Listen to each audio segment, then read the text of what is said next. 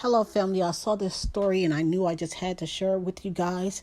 Now, I want to start off this video by saying this area is not my expertise. You know how you see something and you know that it's big and you know that it's major, but you just don't know how to fit all the right pieces to get the full picture. That's where I'm at with this. But I know that this is important. I know that this is big. I remember one thing my mother always used to say to me: the day is going to come where the dollar will be fit to burn in the fire.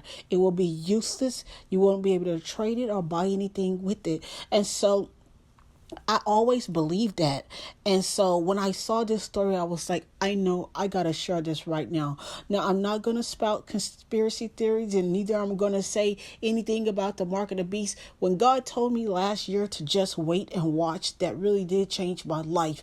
And it changed my perspective on how I see world events. And so I just wanted to put our heads together and come together as a body and to discuss this as one. Now, I had to start this off with an article from last year that was talking about exactly what is happening right today. What would happen if China did not no longer want to accept the dollar as a currency for the reserve? And so let's get into this article. This article says, the dollar is dying. Nations are looking for a new reserve currency as inflation eats up the old one. And this came out March the 22nd of 2022. We are nearing the final days of the dollar's reign as the world's reserve currency. The greenback has lost 11% of its value since the beginning of the coronavirus crisis. It may lose another 10% this year. The Federal Reserve lifted its key interest rate by a quarter of a percentage point on Wednesday to combat skyrocketing inflation. At the same time, policymakers projected 6 more rate hikes this year. These moves should slow the inflation rate and the economic growth by driving up interest rates on auto loans, credit card rates, mortgages, home equity loans, and other types of borrowing. Anyone with a considerable sum of variable rate debt should brace for some pain. Yet America has a much bigger problem than runaway inflation and raising mortgage rates. The federal debt load recently passed 30 trillion. Hence, interest rate hikes add billions of dollars to the sum America owes its creditors. Last year, the government paid $562 billion in interest, more than 1,500 for every man, woman, and child in the nation. And it stands to pay much more than that this year if the Federal Reserve raises interest rates 6 times. Today, nearly 60% of its $12.8 trillion in global currency reserves are dollars. This gives the United States the ability to borrow cheap money since dollars are always in high demand. But were the dollar to lose its reserve currency status, the federal government would no longer be able to borrow money cheaply. Interest payments on the national debt would consume a burgeoning portion of America's gross domestic product. This is one reason why financial historian Niall Ferguson warns that nations and empires often fall when the cost of servicing their debt exceeds the cost of defending their borders. The U.S. is close to this tipping point, and its rivals such as China, Russia, and Saudi Arabia realize that this fact. So they are targeting the dollar reserve currency status. Both China and Russia have been reducing their dependence on the dollar for bilateral trade since 2014. Some analysts predict that these powers will start dumping more dollars in retaliation against U.S. sanctions on Russia over the war in Ukraine. China, India, and Russia are already exploring an alternative to the U.S.-dominated SWIFT payment mechanism so they can continue trading with countries facing American sanctions. Such as alternative payment mechanism would be a significant blow to the dollar's status as a global reserve. Many nations besides China, India, and Russia would undoubtedly want to join. Saudi Arabia is also talking with China about pricing some of its oil sales in yuan instead of dollars. If they reach an understanding on this issue, it would end an agreement U.S. President Richard Nixon struck in 1973. America promised to arm and protect Saudi Arabia if Saudi royals would dominate all future oil sales in dollars, but now Saudi royals want dominated oil sales. Suppose China, India, Russia, and Saudi Arabia stop using the dollar. In that case, the greenback will become an isolated North American currency that is barely needed in the Eastern Hemisphere. Banks will stop accumulating dollar reserves. The U.S. government would have to offer high interest rates if it needed to sell treasury bonds to borrow money. It would have to enact high tax rates to pay the interest on those treasury bonds. The sobering fact is that the U.S. has been living beyond its means for decades, and it can no longer escape the debt spiral that awaits it. The onset of such a debt spiral might not mean the immediate end of the U.S. as a nation, but it would mean the immediate end of the U.S. as a financial and military superpower. Now, I took the time to read you that whole entire article because guess what happened?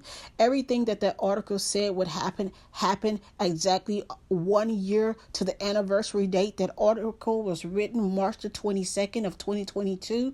This was just printed March the 29th of 2023. And it says Brazil China strike trade deal agreement to ditch U.S. dollar. China overtook the United States as Brazil's top trading partner in 2009. Brazil and China have reportedly struck a deal to ditch the U.S. dollar in favor of their own currencies in trade transactions.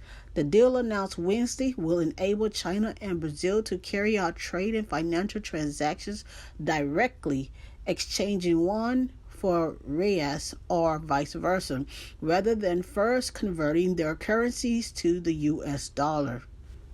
China is Brazil's largest trading partner, accounting for more than a fifth of all imports, followed by the United States. According to the latest figures, China is also Brazil's largest import market, accounting for more than a third of all exports.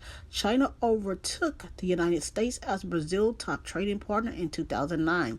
Today, Brazil is the largest recipient of Chinese investment in Latin America, driven by spending on the high-tension electricity, transmission lines, and oil extraction. Officials from both countries reached a preliminary agreement to ditch the U.S. dollar in January, and the deal was announced after a high-level China-Brazil business forum in Beijing. It says Brazilian President Lula da Silva, sworn in on January, has moved to strengthen ties with Beijing after a period of rocky relations under his predecessor, Jair Bolsonaro, who used anti-China rhetoric on the campaign trail and in the office. Now, remember I said I wasn't an expert on this, but this guy is. It says economic expert issues dire warning on serious threat faced by U.S. dollar is inevitable. And this just came out April the 2nd of 2023. It says John Carney predicts the global market is returning to a Cold War basis. During an appearance on Fox and Friends Weekend, Breitbart economics editor John Carney warned that the dollar feeble valuation could be a serious threat to the U.S. crucial influence on world stage. He says, it's not only a serious threat, I think it is inevitable. We went through 3 stages, as you said, after World War II. The U.S. was the biggest economy in the world. In the 1970s, global banking became basically dollar-central. With the fall of the Soviet Union, the entire world more or less came under the domination of the U.S. dollar. That is now drifting away. China and Russia are starting to build an alternative block of currency. Now, to make matters worse, Saudi Arabia enters trade alliance with China, Russia, India, Pakistan, and 4 Central Asian nations. Exactly everything that man said last year literally came to pass this year. Saudi Arabia has entered a trade alliance with China, Russia, India, Pakistan, and 4 Central Asian nations. Moreover, the development arrives after news of the first one settled energy trade, furthering lessening international reliance on the U.S. dollar. Specifically, CNBC reported that Saudi Arabia's cabinet has approved a recent memorandum to take steps toward joining the China-led security bloc. Additionally, the report notes that the move strengthens Riyadh's Eastern ties in a further step away from U.S. interests. So it's like, dang, nobody really wanting the U.S. dollar anymore, and U.S. is in so much debt. How are we going to get out of this one? Watcher Guru tweeted, just in, Saudi Arabia enters trade alliance with China, Russia, India, Pakistan, and 4 Central Asian nations to step further away from reliance on the U.S. dollar. Saudi Arabia joins the alliance. The past few weeks have highlighted the growing concern over the U.S. and de-dollarization. Moreover, as the budding banking crisis continues and various macroeconomic circumstances abound, along the debt ceiling remaining a concern, international trade is seeking other avenues outside of the U.S. dollar. Now, following news of the first one settled trade agreement, these steps have become clearly pronounced. Specifically, Saudi Arabia has taken notable steps toward joining a trade alliance with China, Russia, India, Pakistan, and 4 Central Asian nations. Now, remember last year when everybody was talking about the banks and the CBDs, the central digital banking system that they was going to be implementing? Well, now I believe that we're on the cusp of that, seeing that go into fruition, because if the dollar begins to lose its value to the point where the U.S. cannot unload its debt, I see that the only logical sense would be to go digital money, digital currency, which is what they was already working on anyway. If you go over to the Board of Governors of the Federal Reserve System, this is the legal government page, you will see something called Fed Notes. If you scroll down to that, this was in June 23rd of 2021. They was already talking about programmable money. Now, I read this and I couldn't make heads or tails of it. Like I said, this is not my expertise. So if you want to pause the screen and read this, you can, or you can scroll over to the internet yourself, to the website yourself, and read it. Maybe you can get a better understanding. And if you do, come back in the comment section and let me know, because I'm very curious to see how all of this will play out. So I just wanted to share this story with you guys, if in case you're like me and you don't watch conventional news or traditional TV. So God bless you and God keep you, and I love you. Amen.